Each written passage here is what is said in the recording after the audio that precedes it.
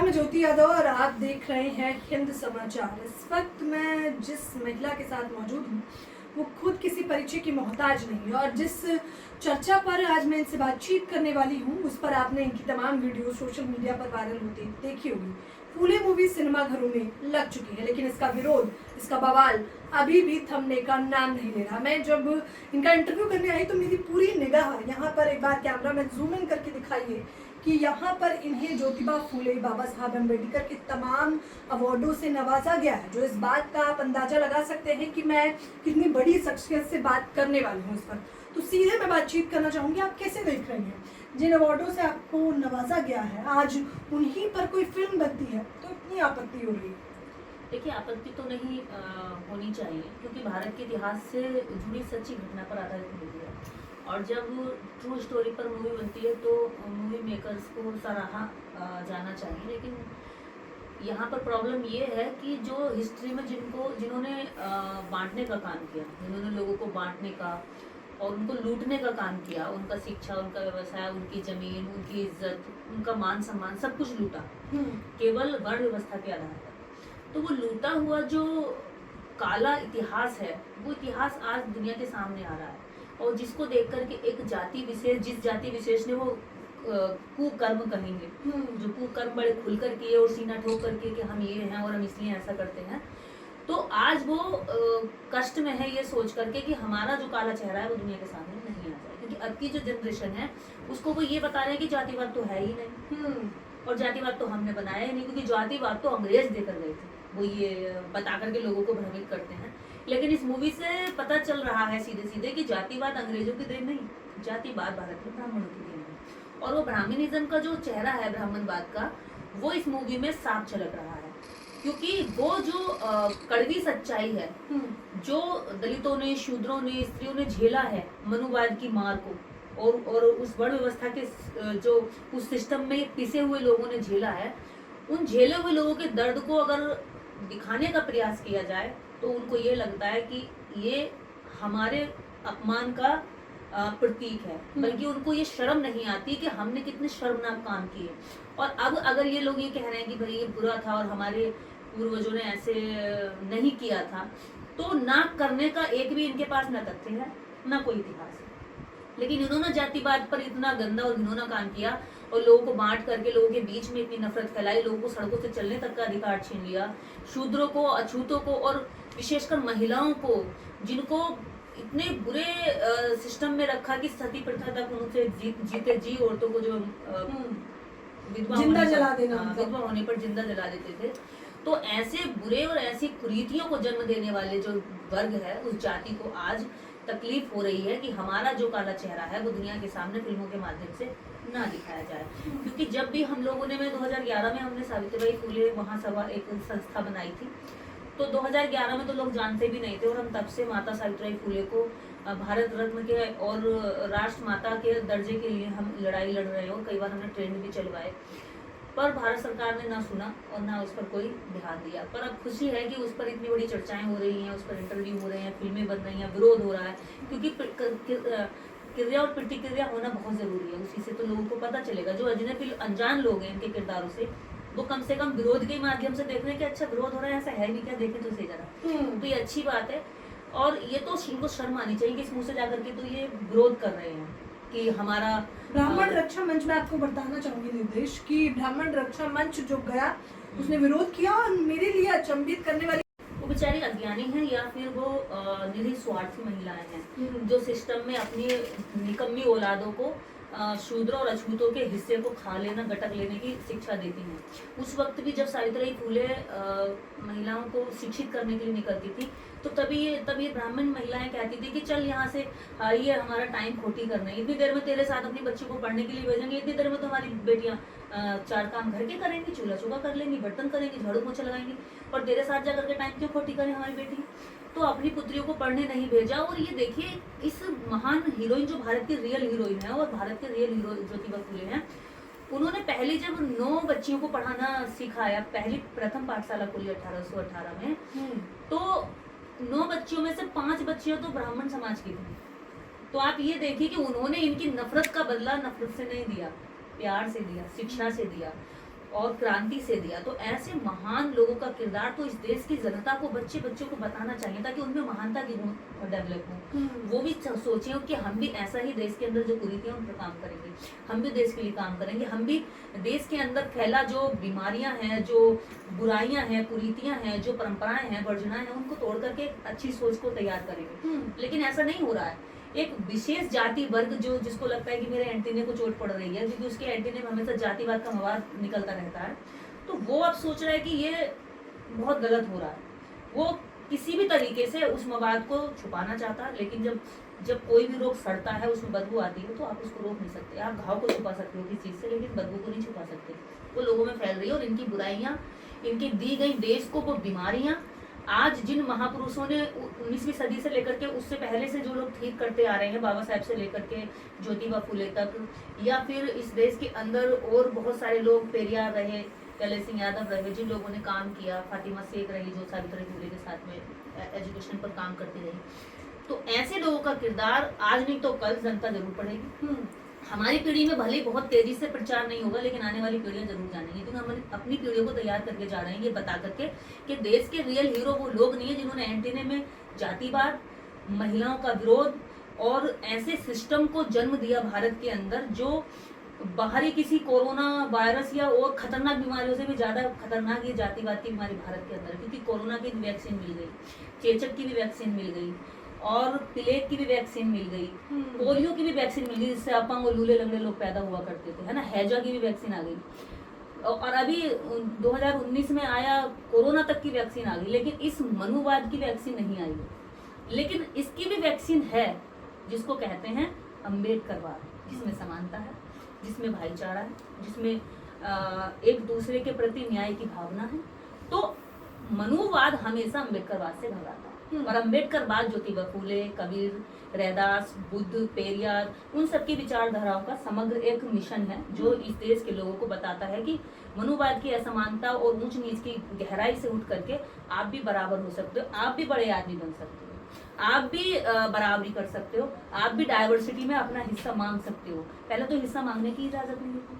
हिस्सा मांगना, आप ये सोचिए हिस्सा कैसे मांग सकते थे। ज्योतिबा फूले ने कुछ मांगा तो नहीं था, ज्योतिबा फूले ने, सावित्री फूले ने कुछ मांगा तो नहीं था ना ब्राह्मणों से। वो तो अपना श्रम दे रहे थे और फ्री में दे रहे थे, फ्री ऑफ कॉस्ट लोगों को पढ़ाने का काम कर रहे थे, कोई अपराध तो नहीं कर रहे थे ना। लेकिन उसके बावजूद भी उन पर कीचड़ फेंका, पत्थर फेंका, सावित्री फूले के कैरेक्टर पर हाथ लगाने की कोशिश की, छोटे छोटे बच्चों से कीचड़ फेंकवाया। तो ऐसी स्थिति में जो लोग कुछ मांग नहीं रहे हैं, जो दे रहे हैं सिस्टम को सुधारने के लिए, देश की सेवा के लिए, समाज की सेवा के लिए, ऐसे लोगों पर भी इन लोगों ने पत्थर फेंका। तो सोचिए कितनी घटिया जाति होगी, कितनी घटिया सोच होगी जो इस जाति के लोगों के बीच में फैली हुई है। और मैं ये नहीं कह रही हूँ कि मनुवाद जो विचारधारा है वो एक जाति को बीमार करती है। मनुवादी विचारधारा हर घर में कहीं भी हो सकती है, वो किसी जाति में भी हो सकती है, अन्य जाति में भी हो सकती है। ब्राह्मण ही क्यों हमेशा बिलबिलाता है? वो विचारधारा तो आप देखिए, ब्राह्मण मेरे घर में नहीं होगा, लेकिन ब्राह्मणवादी विचारधारा मेरे घर में होगी।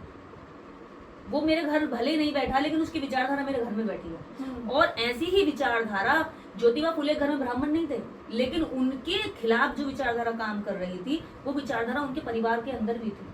जब ज्योतिबा फूले महिलाओं को शिक्षित कर रहे थे, विधवाओं के लिए आश्रम खोल रहे थे, अनाथ बच्चों के लिए आश्रम खोल रहे थे, तब उनके खुद पिता और उनके माता ने उनका जो है घर में रहना दुश्वार कर दिया कि ज्योतिबा अगर तुम इन स्त्रियों को शिक्षित करोगे तो हमारा गांव में हुक्का पानी बंद हो जाएगा, यानी कि सामूहिक बहिष्कार। और सामूहिक बहिष्कार से उस वक्त पर लोग डरते थे, क्योंकि समाज के बीच में रहना होता था। उस समय ये टेक्नोलॉजी तो थी नहीं कि एकांत में पड़ा हुआ आदमी अपना टाइम काटेगा, रोजगार है।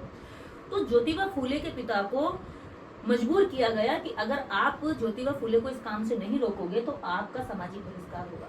और उनके पिता ने 2 शर्तें रखी कि या तो तुम ये काम छोड़ दो, वरना हमारा सामाजिक बहिष्कार होगा और तुम्हें घर छोड़ना पड़ेगा। तो ज्योतिबा फूले ने घर को छोड़ना मंजूर किया, लेकिन महिलाओं के लिए, स्त्रियों की शिक्षा के लिए जो काम कर रहे थे उसको छोड़ना मंजूर नहीं किया। वो सावित्रीबाई फूले के साथ अपने कपड़ों की पोटली लेकर निकल जाते हैं और महिलाओं के शिक्षा का जो क्रांति का काम कर रहे थे उसको कंटिन्यू रखते हैं। तो ऐसी महान शख्सियत, ऐसे जिन लोगों को पूजना चाहिए, रियल में अगर कोई पूजने का कैरेक्टर है तो वो ज्योतिबा फूले और सावित्रीबाई फूले। निर्देश, मैंने देखा कि जो एक तबका विशेष है वो कह रहा है कि गड़े मुर्दे उखाड़ने से क्या फायदा है, अब क्यों चर्चा कर रहे हैं, अब तो बीत गई सुबह गई। अच्छी बात कही। गड़े मुर्दे तब नहीं उखाड़े जाते जब जिंदा मुर्दे गड़े मुर्दों की गलतियों की माफी मांग लेते हैं। लेकिन जिंदा मुर्दे तो जिंदा जो जिनकी मानवता मरी हुई है, मैं जिंदा मुर्दे क्यों बोल रही हूँ, जिंदा लोग मुर्दा नहीं होते हैं, लेकिन जिनके अंदर मानवता मर चुकी है वो मुर्दे से ज्यादा नहीं है। वो मुर्दे से कम है ये लोग। जो देश के अंदर जब मानवता की बात हो रही है, मानवता का प्रचार हो रहा है, अच्छे कामों का प्रचार हो रहा है, तो इनकी मानवता मर गई और बेशर्म होकर के विरोध कर रहे हैं। जबकि इनको कहना चाहिए कि जो हुआ वो एक पिछली पीढ़ी का किया हुआ काम था, लेकिन हम उनके कामों का अब पश्चाताप करना चाहते हैं, हम भाईचारा स्थापित करना चाहते हैं। लेकिन ऐसा तो अभी किसी भी ब्राह्मण की तरफ से नहीं आया कि मैं इस गलती का पश्चाताप करना चाहता हूँ। बल्कि पश्चाताप शब्द इन्हीं के धर्म का है। करो ना, आओ ना, मन से मानो कि हाँ हमसे गलतियां हुई हैं, लेकिन तुम उन गलतियों को मानने की बजाय जो गलतियां दिखा रहे हैं उनको कोस रहे हो, उन पर पेशाब करने की बात कर रहे हो। अभी उसको मैं देख रही थी वीडियो, कल देख रही थी कि उसको अनुराग कश्यप के फोटोज पर ये लोग जो है पेशाब कर रहे हैं और उसका श्राद्ध कर रहे हैं, उसका पिंड दान कर रहे हैं। इससे क्या हो? कौओं के कोसने से ढोर मरते हैं कभी? क्या मरे हैं? नहीं मरते। अगर कौए कोस कर ढोरों को माने तो रोज मांस खाएं, लेकिन ऐसा होता नहीं है। पर सबसे अच्छी जो बात है आज मुझे ये देखने को मिल रही है कि समाज के अंदर अब रियल कैरेक्टर्स पर क्रिया की प्रतिक्रिया हो रही है। कभी जातियों के नाम से जब ये फिल्म बनाते हैं, जाट जैसी मूवी बनाते हैं, त्यागी जैसी मूवी बनाते हैं, तो खूब प्रमोशन दिया जाता है। इमरजेंसी मूवी बनाते हैं जिनमें एक नफरत का पूरा प्रोपेगेंडा होता है, या द कश्मीर फाइल हो या द केरला फाइल हो, ऐसी फिल्मों को टैक्स फ्री करके जनता को जबरदस्ती प्रमोट करते हैं कि जाइए देखिए, जबकि उसको फिल्म फ्लॉप हो जाती है। जो फिल्म आज सुपर डुपर हिट जाने वाली होती, जो फिल्म आज कम से कम अनेकों भाषाओं में डब्ड होकर के पूरी दुनिया को पता होना चाहिए थी, देश का नाम बढ़ता कि ऐसे समय पर भी कुछ ऐसे रियल हीरो हुए भारत की भूमि पर सरकारें उसको दबा रही हैं। ऐसे पता चलता है कि सरकारों की जो मानसिकता वो भी जाति है। तो क्या कहना चाहेंगे, अभी जिस हिसाब से भले ही कुछ चुनिंदा सिनेमा घरों में दिल्ली में ये लगी है, लेकिन मुझे ये देख के बहुत अचंभा हुआ, खुशी भी हुई कि लोग मेरठ से, गुरुग्राम से, अलग अलग जगहों से ट्रेन लेके, बस लेके लोग फिल्म देखने आ रहे हैं। देखिए वही लोग हैं जो इतिहास के बारे में जानकारी रखते हैं और ऐसी फिल्मों को प्रमोट करके जो फिल्म मेकर हैं उनका मनोबल बढ़ाना चाहते हैं। और लोगों ने जब भी कुछ अच्छा करने की कोशिश की है, तब इस देश के मनोवादी सिस्टम ने उसको धक्का मारने की कोशिश की। सबसे बड़ी बात, धक्का क्या मारते हैं? वो पेट पर लात मारते हैं, रोजगार पर लात मारते हैं, इनकम पर लात मारते हैं। क्योंकि इनकम जब इस व्यक्ति की कट जाएगी तो कमजोर हो जाएगा। दोबारा फिल्म बनाने के लिए पहली फिल्म का बट्टा बिठा देंगे तो अगली फिल्म बनाने की कोई कोशिश नहीं करेगा। तो ये सबक सिखाते हैं इस तरह से कि तुम्हें आर्थिक कमर तोड़ देंगे। और आर्थिक कमर तोड़ने के लिए इन्होंने देश के अंदर चाहे कोई नेता हो, सोशल रिफॉर्मर हो, आज प्रेजेंट में भी कोई पत्रकार हो, कोई काम करने वाला ग्राउंड पर वर्कर हो, उसकी कमर तोड़ने का ये काम करते हैं। कोई बिजनेसमैन हो, अगर कोई जय भीम बोलकर बिजनेस करना चाहेगा तो उसको सबक सिखाएंगे। कोई जय भीम बोलकर सबक, मतलब ये शब्द नहीं है, सबक कैसे सिखा रहे हैं? ये तो नफरत फैला रहे हैं। मैं वही कह रही हूँ ना, नफरत का सबक सिखा रहे हैं कि हम तुम्हारे साथ इतनी नफरत पैदा कर देंगे कि तुम दोबारा काम ही नहीं कर पाओगे। अब देखिए इस फिल्म के माध्यम से जो इनको एक मौका दिया गया कि हाँ आप कहिए कि ठीक है ये सब हुआ, जब ये हुआ था तब हम इसके करने मतलब क्रिएटर हम नहीं थे। अब जनरेशन चेंज हो गई है और अब हम इस जनरेशन में ये बात मानते हैं कि अब ऐसा नहीं होना चाहिए। लेकिन वो ये कहते हैं ऐसा नहीं होना चाहिए की जगह पर कि ऐसा तो है ही, ऐसा तो हुआ ही नहीं। स्वीकार तक करने के लिए तैयार। तो खैली पुलाव पकाकर लोगों को दे रहे हैं, खैली पुलाव कब तक लोग खाते रहेंगे? और मैं ये मानती हूँ जब बाप की संपत्ति का हिस्सेदार बेटा हो सकता है तो बाप की गलतियों का, बाप के पाप का, बाप के कर्जा चुकाने के लिए कौन आएगा? बाप की संपत्ति जब बेटा लेगा तो बाप का कर्जा भी बेटा ही चुकाएगा। ये तो है ना। संतान जब उसकी दी हुई संपत्ति का मजा लूट रही है हजारों वर्षों से, तो उसके किए गए पाप का पश्चाताप कौन करने आएगा? कौन करेगा? औलाद करेगी ना। तो औलाद आज कैसे भाग सकती है दूसरों को कान करनी काट करके, भाई मेरा तो कोई मतलब ही नहीं, ये तो बहुत पुरानी बात हो गई, ये तो दबे मुर्गे हैं, गड़े मुर्दे हैं। तो गड़े मुर्दों ने तुम्हें जब संपत्ति दी है उस पर मजे लूट रहे हो, देश के सिस्टम में, देश की व्यवस्था में ऊंचे बैठ करके आज भी तुम पाए लगो पंडित जी सुनकर मजा आता है तुम्हें। तो टांग खींचो पंडित जी, जब तुम्हारी सच्चाई आएगी तो टांग खींचो पंडित जी, वो कौन सुनेगा? तुम ही सुनोगे ना। तुम्हारे बाप दादाओं ने लूटा है यहाँ पर, तो अब लूट करके जो तुम्हें देकर गए हैं उसका पश्चाताप कौन करेगा? उसका हिसाब किससे लिया जाएगा? तुमसे लिया जाएगा। तो ये तो इनको आज नहीं तो कल नहीं तो परसों लोग इनकी टांग खींच कर पूछेंगे कि पंडित जी वोट पैर छुआए हैं, जरा टांग खींच के ये बताओ हमारा जो दिया गया माल है वो दबा किधर है? अभी तो सिस्टम में डाइवर्सिटी आनी चाहिए। अभी तो सेंसर बोर्ड में भी एक ही जाति विशेष के लोग बैठे, यही कारण है कि फिल्मों को रोक दिया जाता है। वहां भी जो है ना तो एससी है ना ओबीसी है और ना ही कोई मुस्लिम होगा। सेंसर बोर्ड में दिखाए ना कौन कौन मेंबर हैं, किस किस जाति के मेंबर हैं, और बताए ना कि जो जैसे जुडिशरी में एक ही जाति विशेष के लोग बैठे होते हैं, ऐसे सेंसर बोर्ड भी बैठे हुए हैं। और देखिए जुडिशरी सिस्टम देश को न्याय के प्रति निष्ठा पैदा कराता है। ऐसे ही फिल्में जो होती हैं समाज का आईना होती हैं और समाज को सिखाती हैं। तो समाज को सिखाने वाली जो चीजें हैं वो ब्राह्मणवादी सिस्टम के हाथ में है और एक जाति विशेष के कब्जे में है। ये मुक्त होनी चाहिए ताकि समाज को निष्पक्ष रूप से सोचने समझने के लिए सिनेमा का सही आईना लोगों के बीच में आए। समाज को निष्पक्ष रूप से सिनेमा का आईना लोगों तक पहुंचना चाहिए। निर्देश से बात करना हमेशा मेरे लिए दिलचस्प रहता है। मुझे ऐसा लगता है बतौर पत्रकार भी मुझे काफ़ी कुछ जानने को, सीखने को, हंसते मुस्कुराते इनका तीखा प्रहार भी देखने को मिलता है। तो इस चर्चा के बारे में भी आप लोग जरूर बताइए। मैं फिर दोहराती हूँ कि भले ही दूर दराज लगी है फूले फिल्म, लेकिन देखने जरूर चाहिए। अगर आप देखेंगे नहीं तो शायद ऐसी फिल्में बनना बंद हो जाएंगी। सोचिए, विचार करिए, आप क्या कहना चाहेंगे?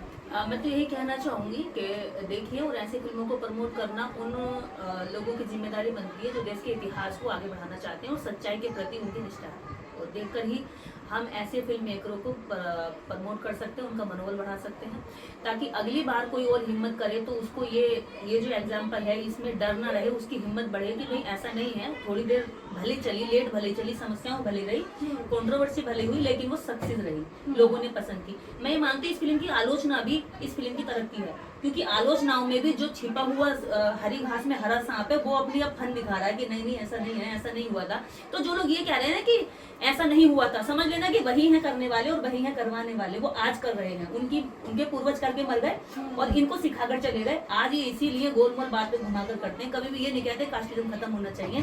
ये वही लोग हैं जो कहते हैं आरक्षण खत्म होना चाहिए। तो ऐसे लोगों से सावधान रहिए। ऐसे लोगों से आप लोग जरूर सावधान रहिए और इस वीडियो को ज्यादा से ज्यादा लोगों तक साझा करना ना भूलें। आप लोगों की प्रतिक्रिया बेहद मायने रखती है। तो अगर आपने ये फिल्म देखी है तो मुझे अपनी प्रतिक्रिया दें। देखिए तो जैसा मैंने कहा कि आप देखने जरूर जाइए।